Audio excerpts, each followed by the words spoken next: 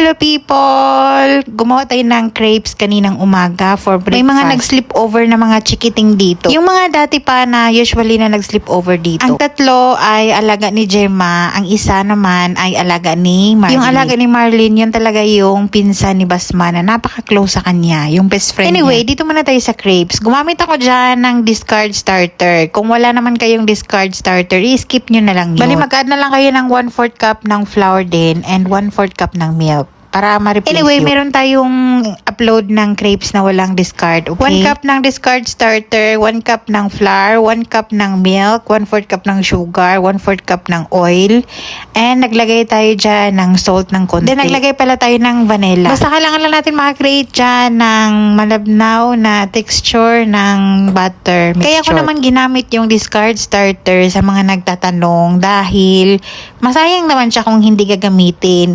And sa lahat ng mga recipe ko ng discard, yung pancake talaga yung the best. At yung bagel, pati din naman to, pero super fluffy talaga yung ating pancake dito sa discard na Sa mga nagtatanong kung ano yung discard starter, kasi ang dami kong nabasa sa comment, hindi ko kayo maisa-isa talaga, lalo na sa mga nagpi-PM, napasend po kung paano ginawa yung discard, may nabibili ba or saan ba yung Kamakailan lang gumawa tayo ng wild yeast or active sourdough starter.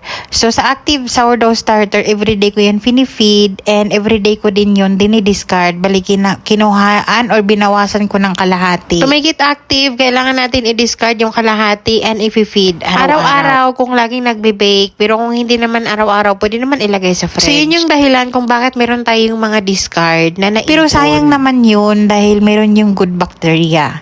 So, ilalagay natin yan sa fridge. Yun yung mga naiipon ko na ginagamit ko dito sa pancake, itong crepes, mga waffles, or iba pang bread.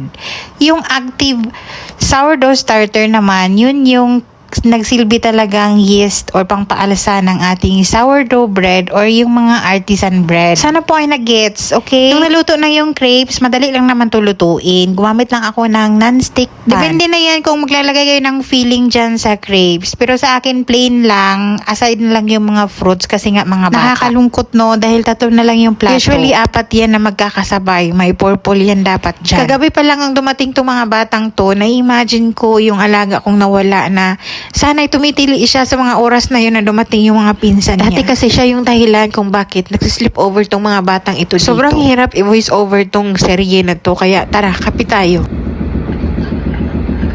Kain tayo. Wala pala akong tuyo dyan.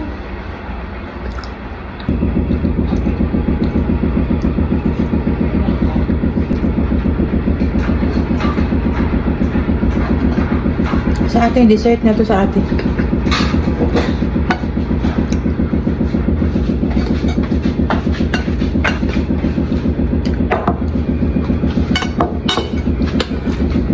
Isang sa ating sa dito Papa. nasal pa lang.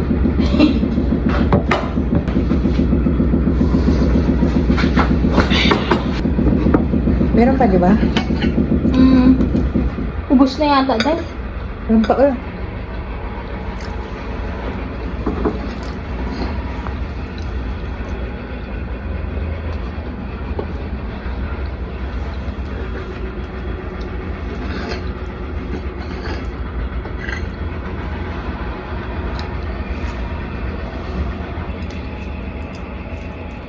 May 3 bata pang hindi nagising.